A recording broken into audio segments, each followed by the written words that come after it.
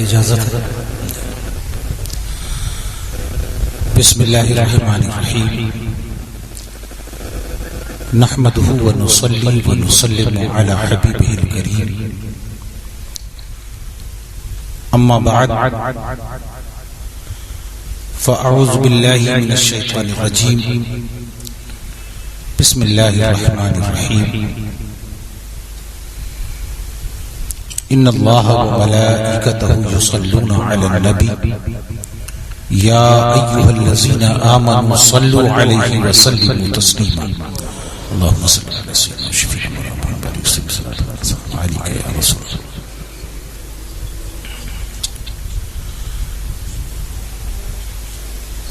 حاضرین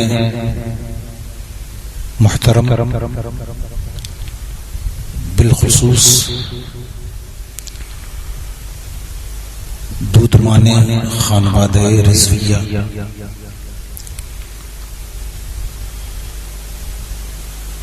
یادگار اسلاف حضرت منانی میاں صاحب قبلہ مد ظلہ، اس اجلاس کے روح رواں و بانی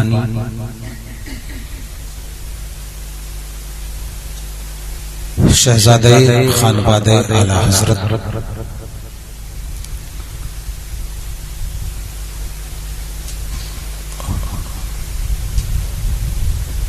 جوانوں کے لیے جو خدمات دین سے وابستہ ہیں اور طلب دین سے وابستہ ہیں، ان کے لیے نمونے کی حیثیت رکھنے والی شخصیت مخدوم ابن مخدوم عزیز گرامی حضرت مولانا سید ارسلان رضا صاحب، حضرت مولانا سیدی ارسلان رضا صاحب،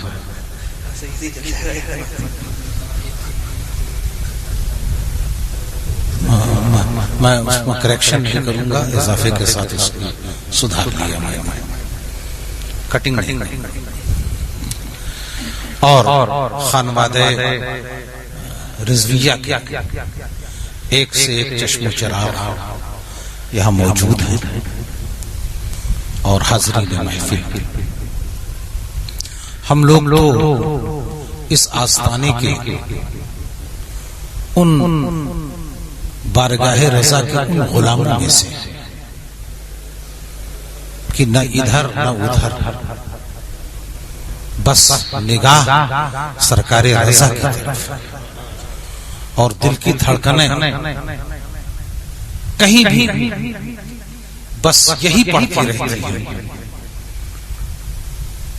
گلشن اعلی حضرت کے جتنے ہیں، گلشن اعلی حضرت کے جتنے ہیں پھول،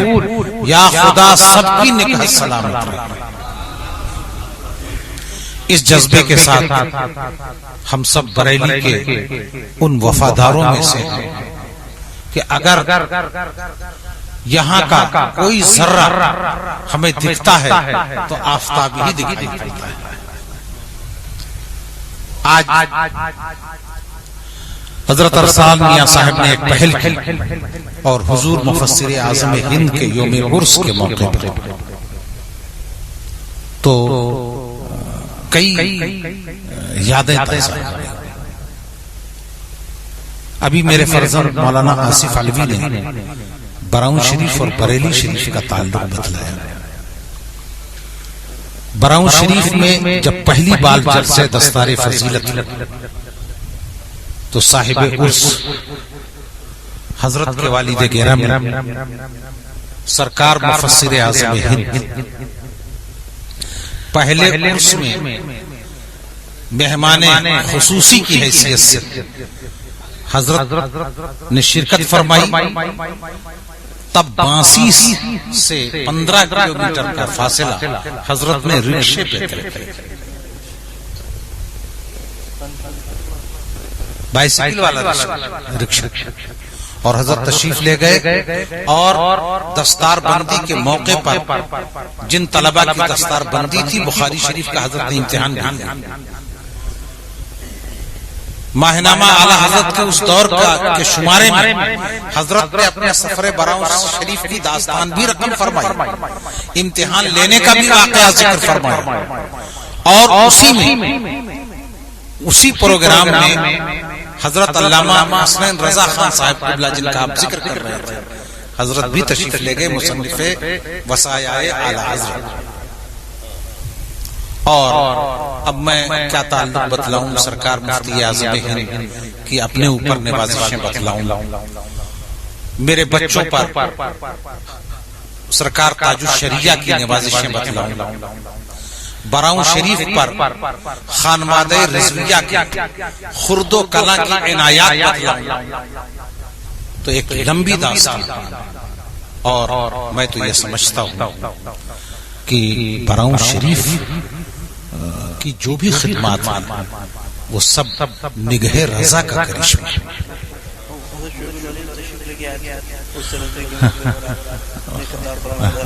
وہ مجھ سے اہل سنت کی آواز میں ایک سوال نامہ, وہاں سے مجھے اجازت و خلافت حاصل ہے, تو اپنے خلفاء سے انہوں نے سوالات کیے تھے, تو انہوں نے کہا کہ آپ اپنی زندگی کے کس واقعے کو احساس حیات سمجھتے ہیں. تو میں نے جو ذکر کیا ہے اس میں اہل سنت کی آواز کا اس سال کا شمار وہ اس بات پر شاہد عدل کہ میں نے اس میں لکھا کہ جب میں 1385 ہجری میں اپنے والد گرامی کے ساتھ بریلی شریف عرس کے موقع پہ حاضر آئے اور سرکار مفتی اعظم ہند علیہ الرحمہ کے سامنے اپنے استاذ گرامی حضرت بدر ملت کی تحریک پر الامام محمد رضا کے عنوان پر عربی میں تقریر کی, تو سرکار مفتی اعظم ہند اتنا خوش ہوئے, سینے سے لگا لیا, دعاؤں سے نوازا, اور اس دور میں 21 روپے عنایت فرمائے, اور صرف عنایت فرمائے تو کیا عنایت کیا, میرا اعتراف سن لیجئے, اور جو میرا اعتراف نہیں ہے میری عقیدت کا اعتراف ہے کہ سرکار مفتی اعظم ہند کی اس عطا کے بعد اب میں اس باب میں کسی دنیا دار کا محتاج نہیں رہوں گا. اور الحمدللہ ان کے ان ہمارے بزرگوں کے جوتیوں کا صدقہ ہے کہ نہ جانے کتنے سرمایہ داروں اور ارباب دولت کے لیے ہم لوگوں کی زندگی قابل رشک. اور جی ہاں غالب اور حضرت کا وصال ہو چکا تھا, حضرت کا وصال نہیں ہوئی بلکہ ہم لوگ ملنے گئے حضرت کے در دولت پر, اس کے بعد اور سرکار مفتی اعظم نے, اب وہ میں اپنی زبان سے کہوں تو کوئی بات نہیں, بس میں اتنا ہی کہوں گا کہ سرکار مفتی اعظم ہند کی. اور ایک بار مجھ سے مظہر اعلی حضرت فاؤنڈیشن کی طرف سے یوم سرکار مفتی اعظم ہند ممبئی میں منایا جا رہا تھا, مولانا منصور علی خان صاحب مرحوم نے میری طرف نشاندہی کی, لوگوں نے مجھے, تو میں نے کہا میں ادھر ادھر کی بات بتلاؤں کہ اپنے ساتھ جو بیتا ہے اسے میں بتلاؤں. اگر حضرت انجم میاں صاحب قبلہ یہاں تشریف فرما ہوتے اور ان کو لایا جائے, وہ کیوں نہیں آ رہے اور ان کو آنا چاہیے. حضرت انجم میاں صاحب میرے ساتھ تھے, میرے یہاں دارالاقامہ کے سلسلے میں میرے برادر گرامی جن کے بارے میں بھی فرمایا مولانا شہاب الدین صاحب نے, ان کو بھی اجازت دی, اور ایک ساتھ میرے یہاں کے 4 لوگوں کو سرکار مفتی اعظم ہند نے اجازت و خلافت سے نوازا. اور عجیب اتفاق ہے کہ ان کے بعد میرے دارالعلوم میں 4 لوگ, جیسے ان کے زمانے میں 4 لوگ سرکار مفتی اعظم کے خلیفہ تھے, اسی طرح 4 لوگ براؤں شریف میں حضور تاج الشریعہ کے خلیفہ تھے, اور یہ ان کی نوازش ہے. گلشن اعلی حضرت کے جتنے ہیں پھول یا خدا سب کی نگاہ سلامت رہے. ہم تو سب کے نام لیں, ہم تو سب کا دم بھرنے والے ہیں, لیکن ایک بات میں بتلا دوں کہ آج دارالافتاء کے افتتاح کے موقع پر میں اس بات کی تائید میں کہہ رہا ہوں جو حضرت رسول میاں صاحب نے کہا کہ مذہب حنفی اور فقہ حنفی کی ترویج میں پورے ہندوستان کا جتنا کام ہے یہاں کے علماء اور فقہا کا، اس کے متوازی تقریباً 80% کام میرے امام محمد رضا فاضل بریلوی رضی اللہ تعالیٰ عنہ نے انجام دیا۔ لکھنؤ میں امام اعظم کانفرنس تھی اور وہاں ذرا منتظمین ڈرپوک قسم کے واقع ہوئے تھے اور وہ چاہتے تھے کہ لکھنؤ میں صرف امام محمد رضا پر، امام اعظم پر ذکر کیا جائے اور ذرا سا بائی پاس، کیونکہ کہیں یہاں فرنگی محل وغیرہ والے اور یہ سب، تو میں نے کہا کہ بھئی یہ دیوار مجھے ڈھانا پڑے گا، یا تو تقریر سے مجھے بیٹھ جانا پڑے گا اور یا تو میں یہ دیوار توڑ کے رکھوں گا، اس لیے کہ امام اعظم کی بارگاہ میں بھارت میں بیٹھ کر خراج عقیدت مکمل ہی نہیں ہو سکتا جب تک اعلیٰ حضرت امام محمد رضا جو اس دور میں فقہ حنفی کے سب سے بڑے علم بردار تھے، سب سے بڑے مبلغ تھے، سب سے بڑے پرچارک تھے، ان کا ذکر نہ کر دیا جائے۔ ارے جو بالکل امام محمد رضا کی تلمیذی، امام محمد رضا فاضل بریلوی کے تلمیذ نہیں تھے، ان کے شاگردوں میں نہیں تھے، ان کے ارادت مندوں میں نہیں تھے۔ ڈاکٹر اقبال جیسے شاعر آئے، حالانکہ ڈاکٹر اقبال پر بھی کہ اس جملے پر مجھے کلام، انہوں نے میرے امام کی دقت نظر کو جب دیکھا اور فقہ میں ان کی مہارت کو جب دیکھا، ارے امام محمد رضا کا تفقہ تو ایسا تھا کہ بڑے سے بڑا دشمن بھی اعتراف پر مجبور ہو گیا، چاہے اس کا نام ابو حسن علی ندوی ہو اور چاہے اس کا باپ، اس نے بھی نزہۃ الخواتین میں لکھا، تو جہاں تاریخ کو مسخ کیا وہیں یہ حقیقت اس کے سر پر چڑھ کر بولنے لگے کہ اقران فی الفقہ، امام محمد رضا فقہ میں اپنے اقران پر، اپنے معاصرین پر فائق۔ اور ڈاکٹر اقبال نے بھی امام محمد رضا کے بارے میں فرمایا، لکھا کہ میں ان کی فقہ کے مطالعے کے بعد اور ان کی جودت طبع کو دیکھنے کے بعد اس اعتراف پر مجبور ہوں کہ وہ اس دور کے امام اعظم ابو حنیفہ تھا۔ میں اتنا اس لیے کہہ رہا ہوں بیچ والا کٹ کیونکہ موقع نہیں۔ اس نے لکھا ہے کہ بئی ہما مزاج میں قدر شدت، تو ایک دفعہ امام محمد رضا کانفرنس میں نے کہا کہ قدر شدت یہ شاعرانہ باتیں ہیں، بئی ہما مزاج میں قدر شدت تھی تاکہ ادھر والے بھی خوش ہو جائیں ادھر والے بھی خوش ہو جائیں۔ میں نے کہا میرے امام اتنا ہی شدت تھی جتنا کسی غلام عمر فاروق اعظم، وہ رضا کے نیزے کی مار ہے کہ عدو کے سینے میں غار ہے، کسے چارہ جوئی کا وار، یہی وار وار سے پار۔ میں اس رضوی دارالافتاء کے افتتاح کے موقع پر میں امام محمد رضا کے اس نبیرے اور اس خانوادے کو مبارکباد پیش کرتا ہوں۔ ایک دارالافتاء نہیں، اتنے دارالافتاء کی ضرورت ہے کیونکہ سوال کرنے والے بھی اتنے ہیں، اور میں تو بس یہیں سے دیکھ رہا ہوں اپنے سرکار کا۔ میں جب کل پہنچا تو میں نے کہا کہ میں سیدھے جاؤں گا، اپنے کچھ ضروری فائل ہے اپنے علاج معالجے کی ضرورتوں کی، میں نے کہا کہ میں کچھ تو کہنے لگے میرے دوست حضرت انجم میاں سے کچھ میں نے کہا جی، میں نے کہا کہ کچھ چھویوں نے بھی آج کل کے کچھ بریلی کو نہیں سمجھا ہوگا جتنا کہ حضرت سید احمد اشرف کے والد حضرت شاہ علی حسین اشرفی نے سمجھا تھا۔ اس لیے کہ میں اپنے امام کو صرف ایک عالم دین ہی نہیں سمجھتا بلکہ عارف الحق سمجھتا ہوں، مرشد کامل سمجھتا ہوں، قطب وقت سمجھتا ہوں، اس لیے کہ میں ہی یہ نہیں سمجھتا بلکہ کچھوچھا کے سید علی حسین اشرفی میاں صاحب قبلہ نے اعلیٰ حضرت کے انتقال پر کہا تھا کہ اے میرے فرزند، میں فرشتوں کے کاندھے پہ قطب الارشاد کا جنازہ دیکھ رہا ہوں، تو میں نے کہا میں کچھوچھا والی بولی بولتا ہوں اور وہی عقیدت میری ہے جو اشرفی میاں کی تھی۔ میں فائل لے کر کے سب سے پہلے اپنے امام کے قدموں میں جانا چاہتا ہوں کہ جو فیصلہ کریں گے وہ آپ کریں گے۔ سب طبیبوں نے دے دیا ہے جواب، آہ عیسیٰ اگر دوا نہ۔ تو یہ ہم لوگوں کا معاملہ تو یہ ہے. اور تو ایک بات میں حضرت سے ٹائم بہت کم رہ گیا. یہ ہمارے مہمان بھی آئے ہوئے ہیں, شیخ ابو بکر مسلیار صاحب کے نمائندہ بند کر کے, اور شیخ صاحب نے جب میں وہاں کی روبی کانفرنس میں شریک ہوا تھا تو سیکریٹری کو بلا کر کے کہا تھا کہ یہ مولانا غلام عبد القادر علوی صاحب میرے خاص مہمان ہیں, میں ان کو 10 منٹ کا ٹائم دیتا ہوں, بھلے یہ ابھی آئے ہیں اور فوراً ان کی تقریر کرواؤں. تو عربی والے سیشن میں بھی میں نے اپنا مقالہ پیش کیا تھا, تو میں اپنے ٹائم میں سے آپ کا ٹائم دیتا ہوں. اور لیکن ایک واقعہ ضرور ذکر کروں گا. آپ مفتی شافعیہ ہیں, میں مفتی الاحناف سے یمن کی بات کرتا ہوں.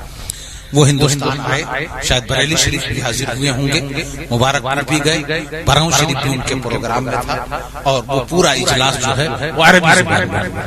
پتہ نہیں اس وقت حضرت آپ تھے کہ نہیں؟ اچھا وہ وہاں آئے ہوئے تھے. تو انہوں نے ایک بات کی, میں جو کہتا ہوں یہ افسانوی بات نہیں ہے کہ میرے امام نے فقہ حنفیت کا دفاع کیا, حنفیت کا پیغام پہنچایا, اس کے مبلغ اور داعی عظیم ہے. یہ صرف زبانی باتیں نہیں ہیں. اعلیٰ حضرت نے اپنے تصنیفات سے فقہ حنفی کی وہ خدمات انجام دی ہیں کہ اگر ہندوستان کا کوئی عالم اعتراف کرے, ہندوستان کا کوئی حنفی عالم اعتراف کرے, ہندوستان کا کوئی حنفی اس بات کا اعتراف کرے تو اس کا اعتراف بھی اعتراف ہے. مگر یمن کے مفتی الاحناف وہ آئے اور براؤں شریف کی سرزمین پر انہوں نے کہا, مخاطب کرتے ہوئے لوگوں کو, کہ میں مجھ سے کچھ دن پہلے میں نے اعلیٰ حضرت شیخ احمد رضا کا رسالہ الفضل الموہبی فی معنی اذا صح الحدیث فہو مذہب. کہاں گئے میرے استاذ بھائی مولانا حنیف صاحب؟ چلے گئے کہاں؟ تو وہاں کیوں؟ ارے بھائی جب ہم لوگ محدث بریلوی کہتے ہیں تو لوگ کہنے لگے کہ پہلے آپ لوگ فاضل بریلوی کہتے تھے, اب محدث بریلوی کہنے لگے. میں نے کہا اس لیے کہنے لگے کہ کچھ جھوٹے میرے امام کی اس باعظمت حقیقت کا انکار کرنے لگے تو ان کو جلانے کے لیے ہم محدث بریلوی کہتے ہیں. کیونکہ جب ابو الحسن علی ندوی جیسے لوگ لکھیں کہ کانا قلیل بذات فی الحدیث تو ہم ان کو محدث بریلوی کہیں گے. اور یہ کام میرے استاذ بھائی مولانا حنیف نے انجام دیا کہ جب کوئی کہتا ہے کہ محدث بریلوی کیوں کہتے ہیں آپ, تو میں کہتا ہوں کہ جامع احادیث جو میرے دوست کی لکھی کہ اعلیٰ حضرت کتنے بڑے محدث تھے. تو انہوں نے کہا کہ جب میں نے اعلیٰ حضرت کا رسالہ مبارکہ الفضل الموہبی فی معنی اذا صح الحدیث فہو مذہبی دیکھا تو میں اس اعتراف پر مجبور ہوں کہ صبح قیامت تک ہندوستان کے حنفیوں کی نہیں بلکہ پورے عالم کے حنفیوں کی گردنیں امام احمد رضا کی بارگاہ میں خم نہ. جس نے روشن کر دیا تھا علم و عرفان کا چراغ, پھر زمانے کو وہی احمد رضا درکار. بات طویل ہوتی جائے گی کیونکہ امام احمد رضا کسی ہلکے پھلکے موضوع کا نام نہیں ہے بلکہ سفینہ چاہیے اس بحر بیکرا کے لیے, ان کے ذکر کے لیے ضروری ہے. اس لیے میں انہی چند جملوں پر جو عقیدت